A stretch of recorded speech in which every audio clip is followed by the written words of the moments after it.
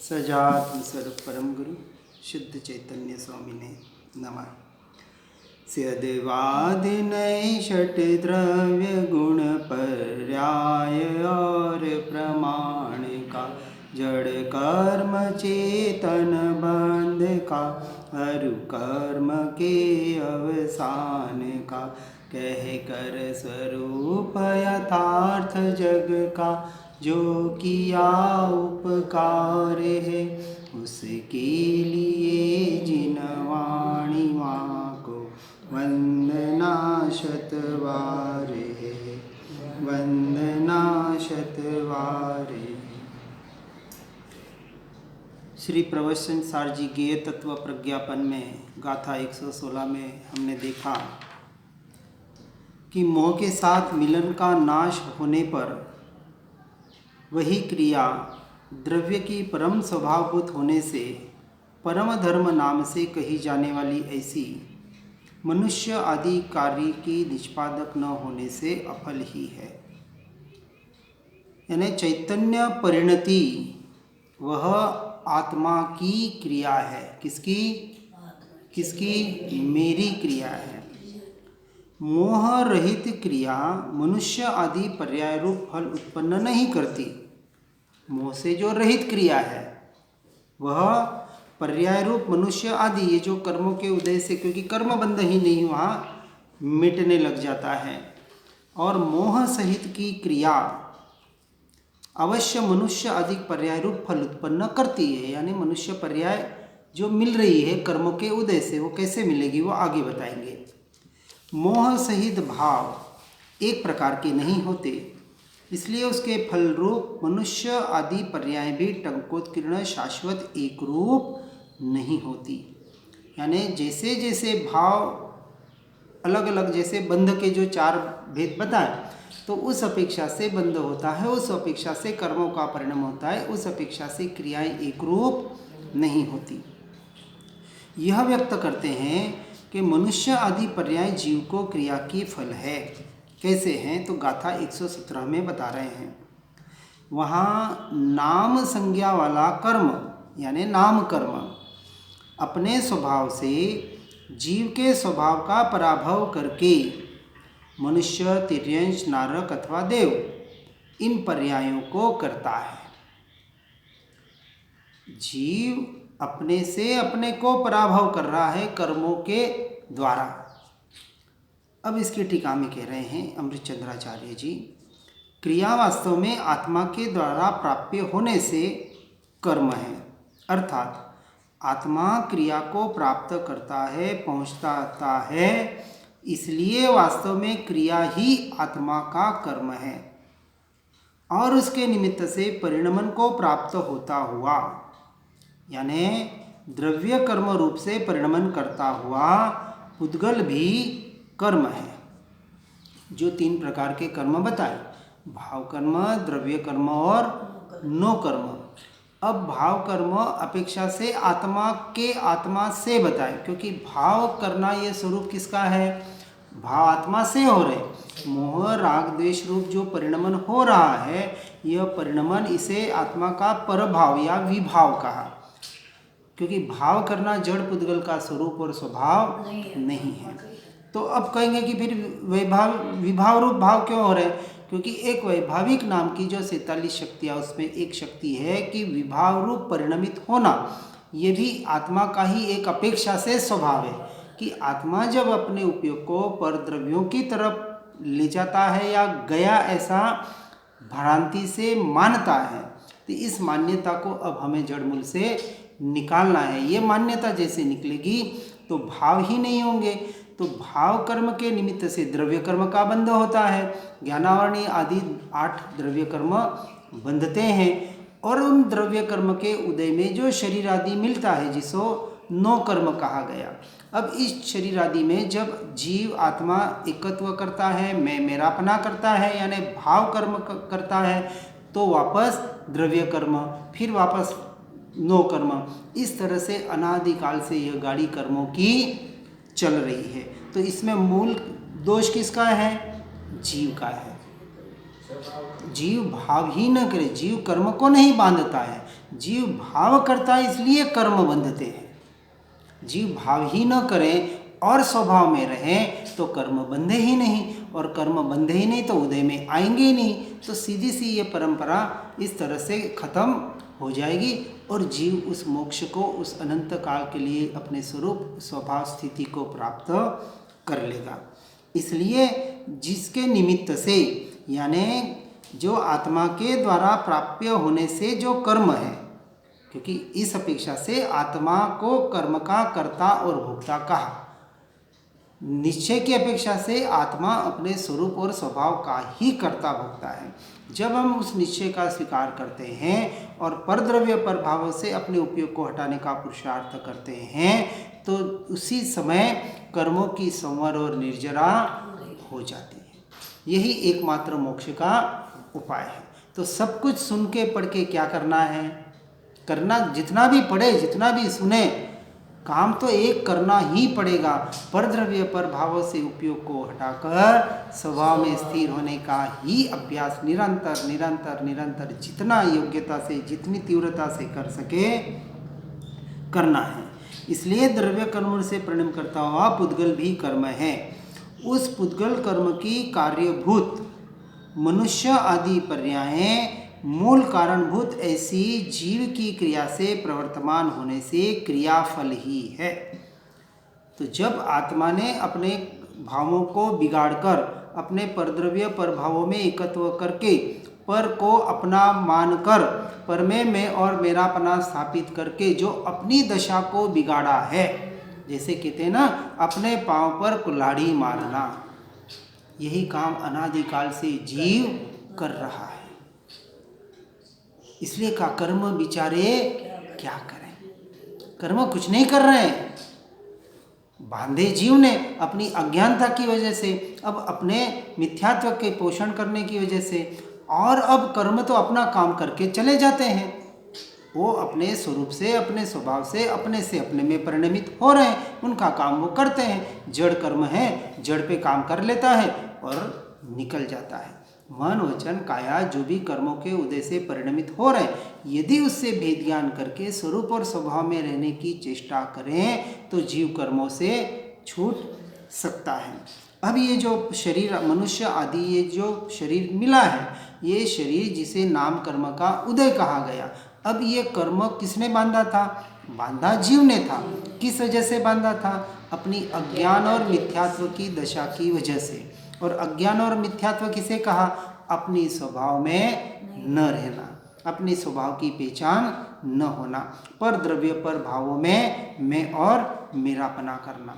तो इस वजह से जो भी जीव की क्रिया से प्रवर्तमान होने से जो ये क्रियाफल है, क्योंकि क्रिया के अभाव में पुद्गल को कर्मपने का अभाव होने से उस पुद्गल कर्म की कार्यभूत मनुष्य आदि पर्यायों का अभाव होता है। यदि जीव ये मोहराग द्वेष रूपी अपनी क्रिया यानी अपने भावों को यदि नहीं बिगाड़ेगा तो ऐसे पुद्गल कर्म के उदय नहीं होंगे और उसकी वजह से मनुष्य आदि पर्यायों का भी अभाव हो जाएगा और वो जीव सिद्ध गति को प्राप्त कर सकता है। वहाँ वे मनुष्य आदि पर्याय कर्म के कार्य कैसे हैं सो कहते हैं, यानी कि मनुष्य आदि पर्याय ये तो पुद्गल का परिणमन है, तो यह कर्म के कार्य कैसे हैं? वे कर्म स्वभाव के द्वारा जीव के स्वभाव का पराभव करके की जाती है। किसकी तरह? दीपक की भांति। अब दीपक के उदाहरण से उसको यहाँ समझाने का प्रयास किया गया है कि वह इस प्रकार, जैसे ज्योति यानी दीपक की जो ज्योत होती है, लौ होती है, ज्योति के स्वभाव के द्वारा तेल के स्वभाव का पराभव करके किया जाने वाला दीपक ज्योति का कार्य है। अब देखो, वो जो ज्योत जल रही है किसकी वजह से जल रही है? तेल की वजह से जल रही है। तेल न हो तो तेल खत्म हो जाता है, तो वो ज्योति बुझ जाती है। उसी प्रकार कर्म स्वभाव के द्वारा जीव के स्वभाव का पराभव करके, यानी जब तक तेल है, कर्म है, तब तक वो ज्योति जलेगी और जब वैसे ही तेल खत्म हो गया, ये कर्म खत्म हो गए, आपकी ये मनुष्य आदि पर्याय अपने आप स्वयं में नष्ट हो जाए। यानी जो जन्म मरण जिसको हम कहते हैं, उस जन्म मरण से यदि छूटना चाहते हैं तो उन कर्मों का क्षय करना पड़ेगा। और उन कर्मों को क्षय करना हो, उनकी संवर निर्जरा करनी हो तो क्या करना पड़ेगा? स्वरूप में रहना पड़ेगा, स्वभाव में रहना पड़ेगा। और स्वरूप और स्वभाव में रहना है तो क्या करना पड़ेगा? पर से हटना पड़ेगा, पर द्रव्य पर भावों से हटना ही पड़ेगा। और ये सारा स्वरूप हमें सदैव सद्गुरु सत्शास्त्र से उसके यथार्थ स्वरूप की सबसे पहले पहचान करनी पड़ेगी। इसलिए सबसे पहले से पहले स्टेप सदैव सद्गुरु सदैव सद्धर्म श्रद्धानम सम्यक दर्शनम की पहली सड़ी। हमें अभी पूरी श्रद्धा कहाँ है? गुरु के ऊपर, कहाँ है? शास्त्रों के ऊपर, कहाँ है? परमात्मा के ऊपर। श्रद्धा उसे कहा कि उठ कहे तो उठ और बैठ कहे तो बैठ, दिन में भी रात कहे तो रात है। इसका नाम सच्चा श्रद्धान है। पर ये श्रद्धान हमने कहीं कहीं और लगा रखा है, या तो संसार में लगा रखा है, या कुगुरुओं में लगा रखा है, या अगुरुओं में लगा रखा है। अब अगुरु किसको कहेंगे? कुगुरु और अगुरु में क्या फर्क है भाई? कुगुरु तो जानते हैं कि जो विपरीत गलत बातें बताएं वो कुगुरु है, लेकिन अगुरु वह है जो मात्र कुल परंपरा से हमने उसमें गुरु पद को स्थापित किया है कि मैं जैन हूँ इसलिए हमारे ये जैन गुरु, मैं स्थानकवासी हूँ, देरावासी हूँ, दिगंबर हूँ, श्वेतांबर हूँ, हिंदू हूँ, मुसलमान हूँ, इसलिए ये मेरे गुरु। अभी उसने अपना निर्णय नहीं किया है, कुल परंपरा से जैसे मिल गया, ठीक है हमारे गुरु हैं, अब इनकी बात मान लो। अब कहाँ इधर उधर झांकने की कहाँ जरूरत है उनको। अब वो जिसमें उसने जिस गुरु में गुरुपने का स्थापन किया है वहाँ से वो जीवन भर हटना नहीं चाहेगा। फिर कोई अच्छा श्रेष्ठ गुरु मिल भी जाए तो वहाँ वो अपने श्रद्धा को स्थापित नहीं करेगा। लेकिन श्रेष्ठ है इसका पहले उसको निर्णय करना पड़ेगा, और जिसका निर्णय हो जाएगा वो किसी गुरु में भी नहीं अटकेगा। वो तो श्रेष्ठ गुरु की ही शोध करेगा और उस श्रेष्ठ गुरु में भी नहीं अटकेगा। क्यों नहीं अटकेगा? क्योंकि श्रेष्ठ गुरु उसे कहा, सद्गुरु उसे कहा जो सत चित आनंद जो स्वरूप है, जो स्वभाव है उसको बताता है। उसका नाम है सतगुरु। जो सत को बताए, जो सत का श्रद्धान कराए वो सतगुरु। और सत का श्रद्धान एक ही है कि मैं आत्मा हूँ, मैं आत्मा ही परमात्मा स्वरूप हूँ। इसका जो श्रद्धान कराए, अब वो गुरु अपना श्रद्धान नहीं कराएगा कि तू आना मेरी सेवा करना, मेरी पूजा पाठ करना और मेरे, वो कहेगा कि जो कार्य मैं कर रहा हूँ, जो परमात्मा स्वरूप मैंने प्राप्त किया है वही तू है, वही तेरे भीतर है। अब तू मुझे नहीं, तू अपने आप को देख, अपने भीतर में देख। फिर व्यवहार से जो विनय होगा वो विनय, व्यवहार विनय अपनी अपेक्षा से भले करे, लेकिन वहाँ महिमा किसकी होगी? उस तत्व की होगी, उस सतत स्वरूप की होगी। इस तरह से इस बात को समझने का हमें प्रयास करना है। अब यह निर्णय करते हैं कि मनुष्य आदि पर्यायों में जीव के स्वभाव का पराभव किस कारण से होता है। कि आपने कहा कि ये कर्म राजा, ये मोह राजा, जीव राजा को इसने पराभव कर लिया या बंदी बना के रखा है। ये जो बाहर की पर्याय, ये जो कर्मों के उदय, तो गाथा 118 में कहते हैं, आचार्य देव कह रहे हैं, मनुष्य, नारक, तिर्यंच और देवरूप जीव वास्तव में नाम कर्म से निष्पन्न है। वास्तव में वे अपने कर्म रूप से परिणमित होते हैं, इसलिए उन्हें स्वभाव की उपलब्धि नहीं है। अब उसको टीका में विस्तार से बताते हैं। प्रथम तो यह मनुष्य आदि पर्याय नाम कर्म से निष्पन्न है, किंतु इतने से भी वहाँ जीव के स्वभाव का पराभव नहीं है। जैसे कनकबद्ध यानी सुवर्ण में जड़े हुए माणिक वाले कंकड़ों में माणिक के स्वभाव का पराभव नहीं होता। जैसे सुवर्ण सोने में माणिक हीरा मोती आदि जड़े जाते हैं, तो जो जिसका स्वभाव है कहीं वो माणिक हीरा मोती उस सोने रूप परिणमित नहीं हो जाते, क्योंकि हम देखते हैं कि सोने के ऊपर जो भी हीरा चांदी माणिक मोती जो भी हम लगाते हैं उसका स्वरूप, उसका स्वभाव, उसका आकर्षण अलग से हमें नजर आता है। जो वहाँ जीव स्वभाव को उपलब्ध नहीं करता, अनुभव नहीं करता, सो स्वकर्म रूप परिणमित होने से है। क्या कहा कि जब जीव कर्म का उदय है लेकिन कर्म को कर्म रूप और स्वयं को स्वयं रूप जो स्वीकार नहीं करता, जो स्वभाव को उपलब्ध नहीं करता, अपने आप को अपने से अनुभव नहीं करता, वह स्वकर्म रूप परिणमित होता है। यानी जो स्वभाव में नहीं रह पाता वो प्रभाव को में एकत्व करने की वजह से उन कर्म को प्राप्त करता है, या कर्म को मतलब कहते हैं ना कि बुलाता है, एक अपेक्षा से आमंत्रण दे रहा है। कौन दे रहा है? जीव राजा ही उस मोह राजा को, कर्म राजा को अपनी इस दशा की वजह से, कौन सी दशा की वजह से? अज्ञान रूपी दशा की वजह से, इस मिथ्यात्व रूपी दशा की वजह से, परद्रव्य परभावों में एकत्व करने रूप विपरीत दशा की, उल्टी दशा की वजह से अपने आप को ही जीव ठग रहा है। जैसे पानी का पूर प्रदेश से और स्वाद से निम्ब चंदन आदि वनराजादि रूप, नीम चंदन इत्यादि वृक्षों की लंबी पंक्ति रूप परिणमित होता हुआ, यानी जब पानी का पूर आता है, बाढ़ आती है, तब क्या होता है? सारे वृक्षों को, नीम के वृक्ष है, चंदन के वृक्ष है और किसी तरह के वृक्ष है, उनको अपने द्रव्यत्व और स्वादुत्व रूप स्वभाव को उपलब्ध नहीं करता।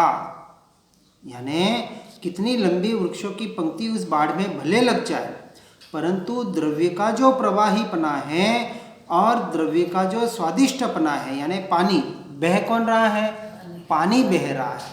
वहाँ एक्चुअली पेड़ बह रहा है ऐसा लगता है, लेकिन वो पेड़ नहीं बह रहा है। पेड़ पानी के साथ होते हुए वो चंदन का हो या और नीम का हो या और कौन सा भी हो, लेकिन जो बहने की अवस्था है, वो जो बहना रूप है वो कौन से द्रव्य का है? पानी रूप द्रव्य का है।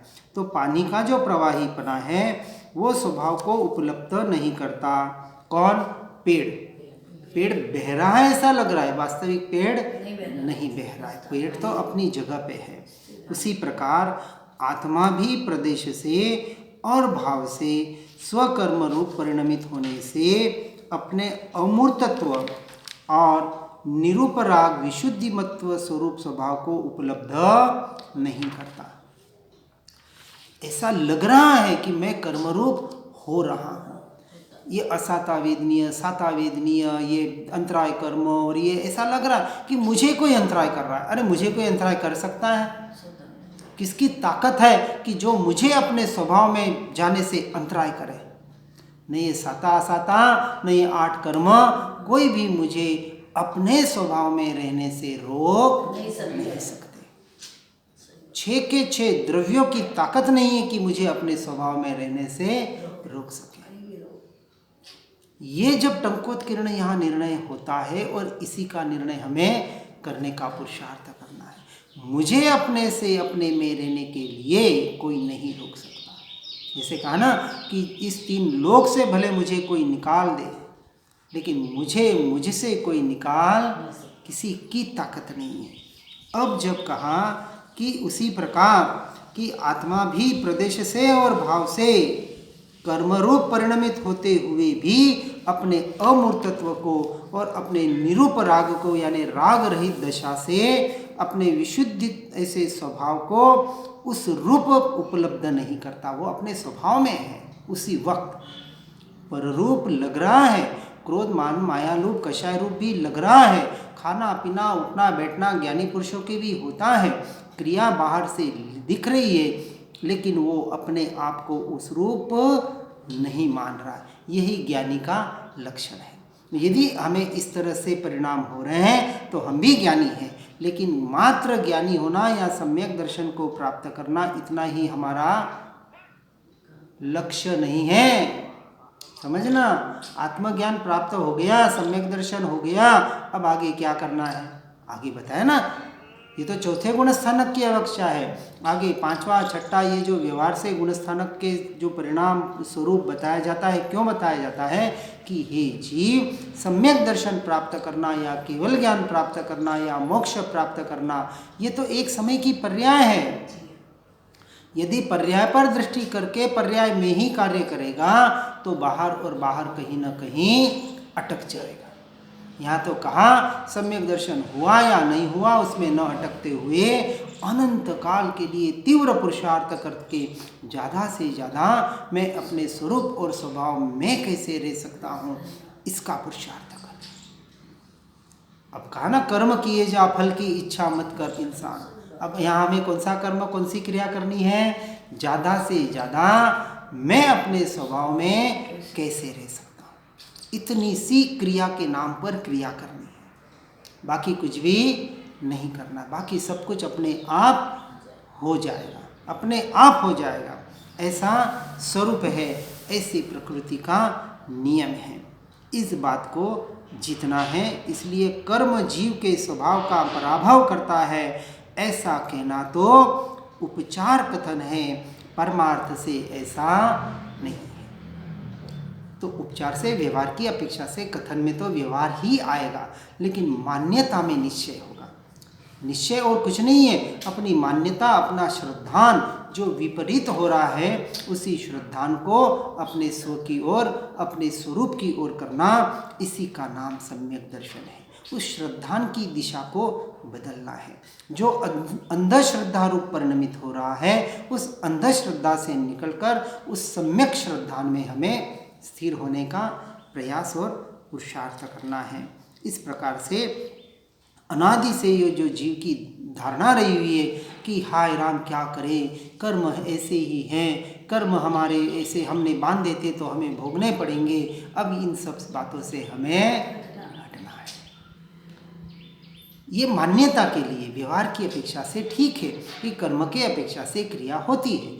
जो क्रियाएं मनोचन काया के परिणाम हो रहे कर्मों के उदय से हो रहे, जीव ने बांधे थे लेकिन वो सारा जड़ का परिणमन है, जड़ से जड़ में हो रहा है। अब वहाँ वेद ज्ञान करके इससे मुझे क्या, क्योंकि जड़ का परिणमन है और उससे मुझे क्या, इसका वेद ज्ञान के द्वारा अभ्यास करके मैं तो मेरे में हूँ, मेरा परिणमन मुझसे मुझ में हो रहा है, इस बात की दृढ़ता करके जीव को आगे बढ़ने का निरंतर प्रयास और पुरुषार्थ करना है। हर जीव इस पुरुषार्थ करके मोक्ष मार्ग में आगे बढ़ने का प्रयास करे। इसी भावना के साथ ओम नमः सिद्धम। आत्म ही है देव हमारे, आत्म ही सद्गुरु भाई, आत्मशास्त्र है धर्म, आत्म ही तीर्थ, आत्म ही सुखदाई। आत्म मन नहीं है रत्नत्रय, पुरित अवगाहन सुखधाम। ऐसे देव शास्त्र सद्गुरु को, धर्म तीर्थ को सतत प्रणाम, धर्म तीर्थ को सतत प्रणाम।